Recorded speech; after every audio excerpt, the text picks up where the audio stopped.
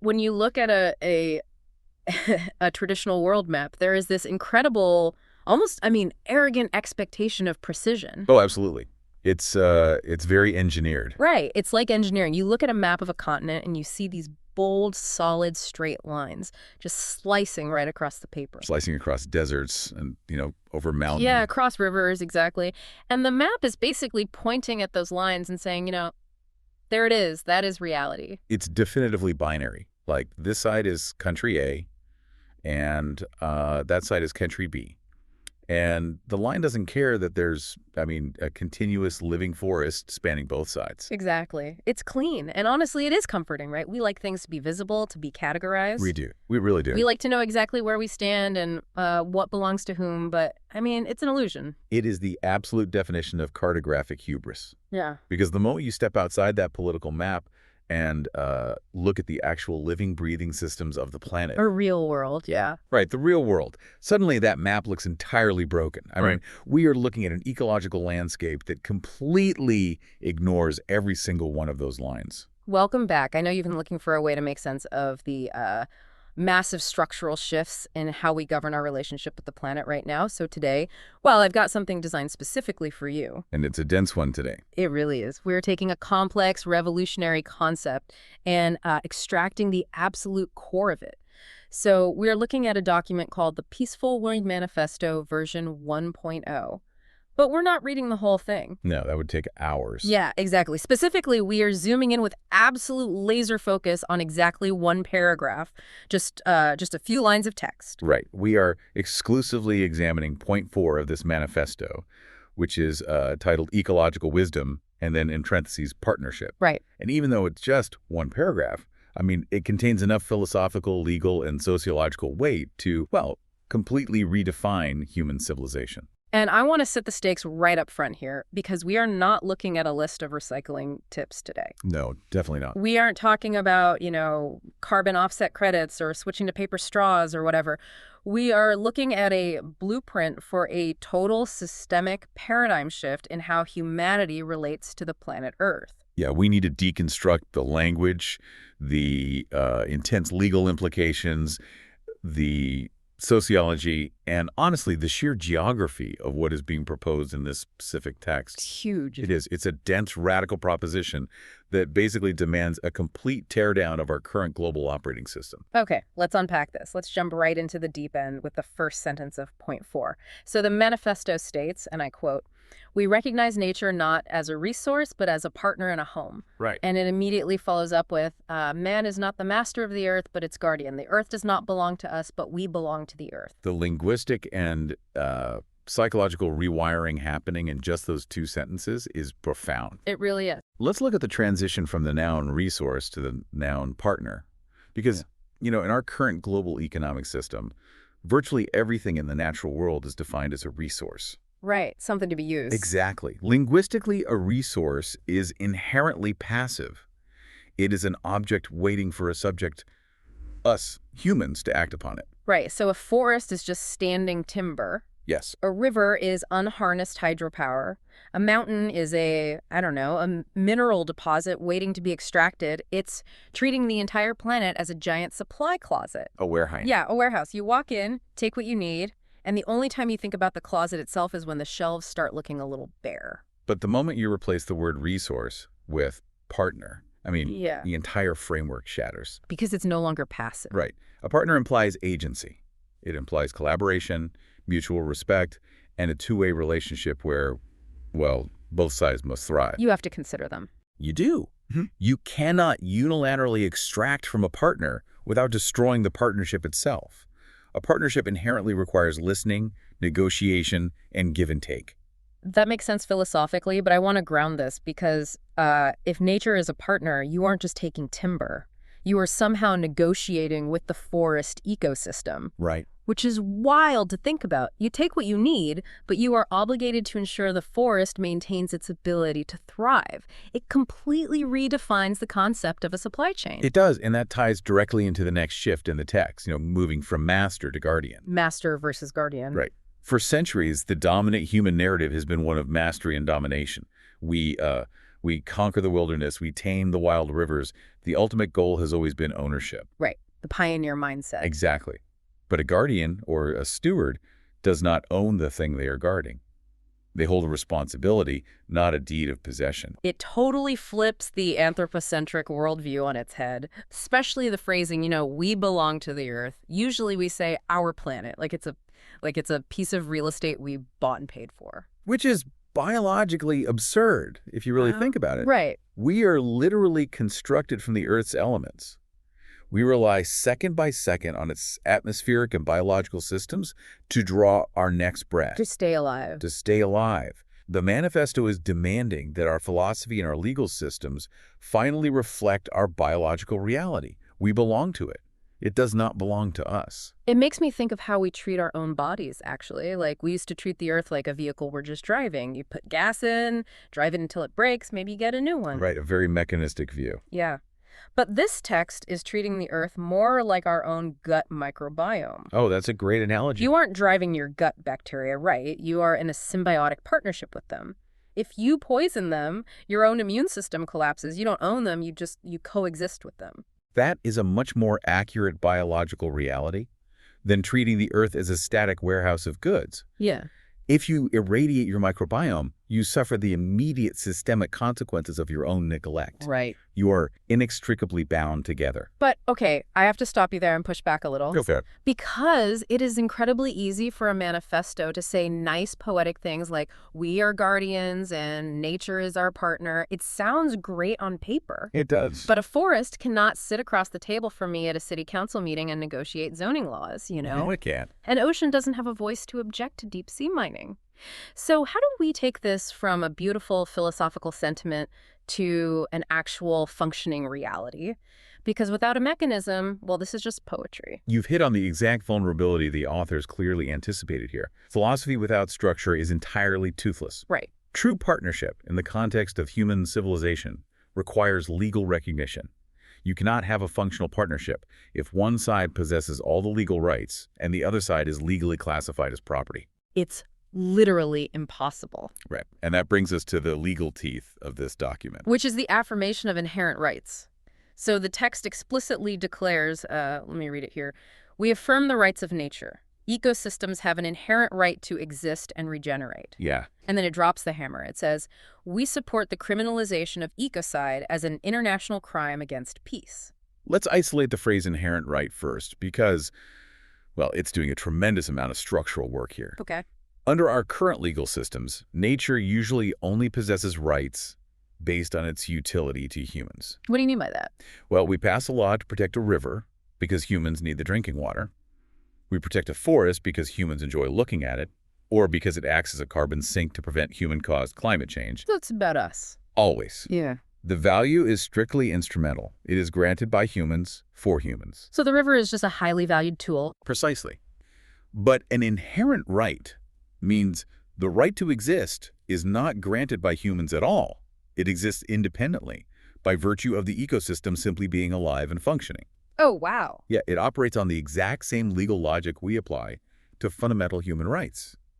A human being possesses the right to life not because they are economically useful, but simply because they are human. Right, it's intrinsic. Exactly. The Manifesto is extending that exact same inherent moral and legal standing to complex ecosystems. So a river has the right to flow and a forest has the right to grow, regardless of whether a single human being ever sees it, uses it, or profits from it. Yes. And look closely at the specific verb they chose here, regenerate. The text says ecosystems have an inherent right to exist and regenerate. This goes light years beyond traditional environmental conservation. Wait, isn't conservation the goal? I mean, we have entire massive global NGOs dedicated to conservation. We do, but conservation as traditionally practiced is often just a slower, more deliberate form of resource management. Oh, interesting. Yeah, it usually means saving resources so future generations of humans can eventually use them. It's like managing the inventory in the warehouse so it doesn't run empty too quickly. Right. Like rationing. Exactly. Yeah. But demanding the legal right to regenerate means demanding that ecosystems be allowed to heal and thrive on their own terms. It requires human beings to step back, to actively restore what we've damaged, and then allow the complex self-organizing systems of nature to function without human interference. Okay, but practically speaking, how does this work? I asked earlier how a river negotiates. If nature has inherent rights, who actually gets to speak for it in a courtroom? Right. Doesn't giving rights to nature just end up giving an enormous amount of power to the specific humans who step forward and claim to represent the trees? How do we ensure it doesn't just become another tool for political leverage or, an eco-oligarchy? That is the pivotal challenge of implementation, and it brings us right back to the concept of the guardian. In a legal framework that recognizes the rights of nature, the role of the guardian isn't just a ceremonial title, it becomes a strict legal fiduciary duty. Fiduciary, like how a guardian acts for a child or a board of trustees acts for an estate. Exactly like that. In law, a fiduciary is bound ethically and legally to act solely in the best interests of the party they represent, absolutely forbidding self-dealing or conflicts of interest. Okay. So if a human, or say a democratically appointed board of humans, is legally recognized as the guardian of a river watershed, they are legally bound to protect the river's inherent right to exist and regenerate. Okay, but how do you actually enforce that? I mean, what happens if two guardians disagree on what a river needs? Or what if the guardian is just corrupt? Well, that's where the legal friction lies, and why this requires a complete overhaul of jurisprudence. If a guardian uses their position to enrich themselves, or if they fail to stop an industrial project that poisons the water table, they are in breach of their fiduciary duty and face massive legal liability. So they can be sued. Or prosecuted. Courts would have to rely on ecological science, not economic projections, to determine if a breach occurred. The legal focus shifts entirely from how can we best utilize this river for the local economy to does this action violate the river's inherent right to regenerate? And the manifesto gives this concept real, honestly terrifying teeth with the second half of that clause. It really does. Because it pairs inherent rights with the criminalization of ecocide as an international crime against peace. It is a monumental escalation in legal terminology. By defining mass environmental destruction as an international crime against peace, the manifesto is elevating ecocide to the exact same legal tier as war crimes, crimes of aggression, and crimes against humanity. But let me challenge the mechanics of that. Because we are talking about international courts, right? Like the International Criminal Court in The Hague. Yes. International law is notoriously weak. It relies almost entirely on the voluntary participation of nation-states. So if a global superpower refuses to recognize the crime of ecocide, just like some refuse to recognize the ICC right now, isn't this entire legal framework completely toothless? That's a fair point. I mean, a CEO isn't going to go to The Hague if their host country refuses to extradite them. You are absolutely right that under the current Westphalian system of sovereign nation-states, enforcement is the critical bottleneck. However, the manifesto isn't merely suggesting we tack ecocide onto the existing flawed international legal system. It's not. No, it is laying the groundwork for a new system entirely. But even in the interim, the psychological and economic chilling effect of defining ecocide as a crime against peace is massive. How so? Like, if they can't be arrested, why would they care? Because capital is cowardly. Okay, what do you mean by that? Think about it. If the systemic destruction of an ecosystem, say, the clear-cutting of the Amazon or the deep-water drilling of a pristine reef, is officially recognized internationally as a crime on par with a war crime, the legal risk profile for multinational corporations changes overnight. Oh, because of the money. Exactly. Insurance companies won't underwrite the projects. International banks won't finance them out of fear that their executives could face universal jurisdiction warrants if they ever travel outside their home country. Ah, so it weaponizes the global financial system's aversion to extreme liability. Yes. If a CEO can't vacation in Europe without risking arrest for authorizing a pipeline that destroyed a watershed, the pipeline simply doesn't get built. Precisely. Ecocide becomes the ultimate legal mechanism to hold the masters accountable and forcefully transition them into the role of guardians. It means you can no longer write off the destruction of an entire biome as simply the cost of doing business or pay a minor regulatory fine. It's not a parking ticket anymore. Right. It becomes a crime against the stability of the world itself. Which flows perfectly into the next argument the manifesto makes. It explains why ecocide is a crime against peace, not just a crime against trees. The text asserts ecological violence against the home inevitably generates social violence against the tenants. This is where the text brilliantly weaves together the fields of ecology, sociology, and conflict theory. Yeah. It is exploring both the deeply psychological and the highly physical dimensions of human violence.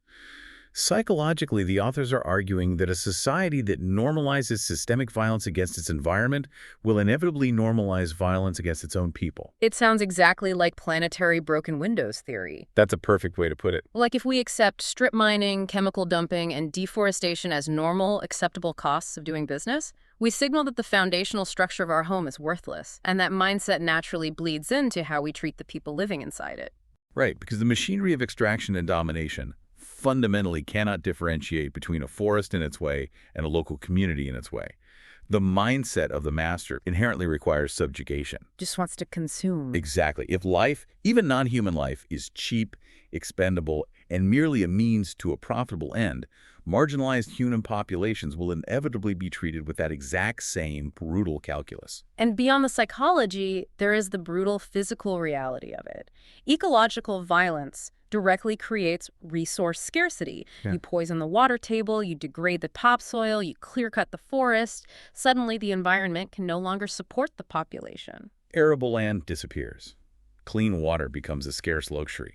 And scarcity leads instantly to human desperation. Yeah. When people cannot feed their children or when their wells run dry, they move. We are already seeing the leading edge of this with climate migration. Mass displacement. Right. And mass migration driven by desperation generates intense friction, border conflicts, and massive inequality among the tenants of the earth. It proves that you cannot have peace among humans if you are actively at war with the planet. The two are inextricably linked. Completely. If the ecosystem collapses, the social contract collapses immediately behind it. People fight over whatever is left in the ruins. The Manifesto is laying out a stark equation. Social peace is entirely dependent on ecological stability. The political borders and systems we currently have were essentially designed to manage resources for the benefit of the masters. And they've failed. They have spectacularly failed to stop ecological violence, which is now actively generating social violence. So if the current map, the one with the straight, arbitrary lines we talked about at the beginning of the dive, if that isn't working, how does the manifesto propose we actually organize ourselves? Like, how do we structurally govern as guardians instead of masters? That exact necessity drives the manifesto from theoretical sociology right down into literal geography. The text explicitly calls for implementing, and I'll quote it, the principles of bioregionalism. Original. Yes. And it defines it right there in the text. Management, based on ecological borders, not political ones. We really need to drill down into the mechanics of this because it sounds like an administrative nightmare. Oh, it's a massive shift. Let's define a bioregion first and contrast it with our current political map. Sure. So traditional political borders are almost entirely arbitrary from a natural perspective. They were drawn by generals, politicians, or colonial powers. People in a room somewhere. Exactly. They were decided based on where an army stopped marching, where a treaty was signed, or simply by laying a ruler on a map in a distant capital. They have absolutely nothing to do with the physical reality of the land. They often actively defy it, like a political border will run straight down the middle of a river or cut a mountain range in half, or divide a continuous forest biome into 3 different sovereign jurisdictions. Exactly. Bioregionalism means organizing human governance around the natural living realities of the planet. A bioregion is defined by its physical and environmental features. So not a state line. No, it might be an entire watershed. From the mountain peaks where the snow melts down to the delta where it meets the sea, it might be a specific desert, a distinct forest biome, or a coastal ecosystem. But why is this strict adherence to ecological borders so legally necessary? Like, why can't we just keep our current borders and try to pass better environmental laws? Because if a river is a shared partner, and if it possesses an inherent right to regenerate, you fundamentally cannot have a system where that ecosystem is fractured by competing legal codes. Give me an example. Take the Colorado River, for example. Right now, it is chopped up by numerous state lines and an international border. You cannot have one set of laws for the upstream half that allows massive agricultural siphoning and industrial dumping, and a completely different set of laws downstream that is desperately trying to conserve drinking water and protect endangered fish. Because the river doesn't care about the imaginary line. Exactly. The pollution and the lack of water just flows right through it. The ecosystem functions as one single continuous unit.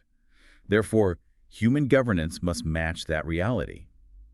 If the ecosystem is the fundamental unit of life, the bioregion must be the fundamental unit of governance. Wow. You must manage the watershed as a whole, with all the people living within that watershed acting collaboratively as its guardians. I'm trying to visualize the sheer scale of disruption this would cause. I mean, imagine taking a blank map of the world, and instead of drawing countries, you color it by river basins and climate zones. It's a completely different planet. Suddenly, your primary geographical identity and your primary civic responsibility isn't to state X or country Y, it's to the Great Lakes watershed or the Cascadia bioregion or the Mekong River Basin. You are aligning your political, social, and economic identity with the literal ecological reality that sustains your life. But I have to play devil's advocate here. Sure. Go ahead. How on earth do you implement this? You are talking about dismantling the Westphalian nation-state. You are asking human governments, which are historically completely obsessed with sovereignty, territory, and border control, to basically throw their maps in the trash. That's a huge ask, yes. How do trade and transit work? Does the Great Lakes watershed require a passport to enter the Mississippi River Basin? The administrative and political friction of this transition would be staggering, and the authors of the manifesto are completely aware of that. You cannot simply overlay bioregionalism onto a global capitalist system built for extraction and nationalistic competition. It just wouldn't fit. Not at all. The nation-state is entirely incompatible with the bioregion, and that is exactly why this single paragraph does not end with a call for a few policy tweaks. It culminates in a demand for a completely different human paradigm. Which brings us to the final clause of point 4, the ultimate horizon. The text states that we must strive to build an ecological civilization. This is the synthesis of everything we have discussed. The manifesto is making it abundantly clear that an ecological civilization is not just our current society with better recycling policies, more electric cars, and an expanded carbon market. Right. It's not just a greenwashed version of today. No. That is merely putting a green coat of paint on the extractive warehouse model we talked about earlier. It's still the same machine, just running on slightly cleaner fuel. Precisely. An ecological civilization, as defined purely by the internal concepts of this paragraph, is a fundamental ground-up rebuild of human society. Wow. It requires an economy that is structurally based on partnership and regeneration, rather than infinite growth and extraction. Yeah. It requires a legal system that recognizes the inherent rights of nature and vigorously prosecutes ecocide as a crime against peace. And the map changes, too. Right, and it requires a governance structure that is mapped to bioregions, completely redefining human citizenship. We really need to unpack what the transition to this ecological civilization looks like, because the friction is going to be monumental. Like, what happens to our current global supply chains? Oh, they change completely. Right now, an iPhone has components mined in Africa, manufactured in Asia, designed in North America, and sold everywhere. How does that exist in a bioregional ecological civilization? It likely doesn't exist in its current form. Really? Global supply chains today are entirely dependent on externalizing environmental costs. The cheapness of global goods is only possible because we treat the Earth as a resource, not a partner. We aren't paying the true costs. Exactly. If you implement the rights of nature and the crime of ecocide, the true cost of mining those rare earth metals and shipping them across the oceans becomes legally and financially apparent. So supply chains would have to become hyper-localized or at least bioregionalized. You only consume what your bioregion can sustainably produce without violating the inherent rights of the local ecosystem to regenerate. Exactly. The metric of economic success completely flips. Currently, we use GDP, which basically measures how quickly we can turn the natural world into capital. Right. Cut down the forest, GDP goes up. Sad but true. In an ecological civilization, economic success would likely be measured by the regenerative health of the bioregion. Are the water tables rising? Is the topsoil deepening? Is the biodiversity index stable? It means moving from an extraction civilization to a regenerative one. In our current world, we look at a forest and measure success by how quickly we can turn it into lumber and profit. But an ecological civilization measures success by how well we maintain the health of our home and our partner. That's beautifully put. Success is a thriving watershed and a stable, peaceful human community living within those ecological bounds. It requires a massive multidisciplinary convergence. You need economists who can design systems that value regeneration. You need legal scholars to build the robust frameworks for the rights of nature and enforce fiduciary duties. You need ecologists, too. Oh, definitely. You need ecologists to accurately define the boundaries and carrying capacities of the bioregions. But most importantly, it requires a profound psychological shift in everyday citizens. Yeah, because the civilization only functions if the individuals within it genuinely view themselves as partners to the earth, not its masters. You can't force this top down if the population still fundamentally wants to live in an extraction-based economy. The legal and political systems can only follow the change in individual consciousness. The transition relies entirely on adopting the wisdom of the guardian. This single paragraph is doing an unbelievable amount of heavy lifting. I mean, we've moved from the psychology of language shifting from resource to partner to the biological reality of belonging to the We earth. covered a lot of ground. We did. We explored the legal mechanics of granting inherent rights to ecosystems and enforcing them through fiduciary duties. We debated the sheer scale of criminalizing ecocide globally. We looked at how planetary broken windows theory proves that ecological violence guarantees social violence. And the map. Right. And finally, we unpacked the staggering logistical reality of redrawing the map based on bioregionalism to build a true ecological civilization. It is a dense, uncompromising roadmap for the survival of the species, completely contained within a few lines of text. And I want to connect this directly back to you, the listener. We've been talking about international tribunals at The Hague, the death of the Westphalian nation-state, and civilizational rebuilds. It sounds incredibly massive and, well, distant. It does. But the structural shift the manifesto is demanding starts intimately close to home. It starts with how you view the plot of land outside your window. It starts with how you conceptualize the water flowing from your tap. The macro is just a reflection of the micro. In your daily interactions with the physical world around you, are you operating with the psychology of a master or the fiduciary duty of a guardian? Exactly. And I want to leave you with a final, provocative thought to mull over on your own. Think back to that confident, brightly colored political map with the straight lines we talked about at the very beginning of the show. The map of the masters. Now, imagine if those political borders simply vanished tomorrow. Imagine they were erased, and the world was immediately reorganized into bioregions. Who would your new closest neighbors be? If you were governed by the borders of your local watershed instead of your state or country, who are you suddenly sharing an economic and legal destiny with? What specific natural feature, a river, a mountain range, a desert, would become the absolute center of your new community's laws and daily life?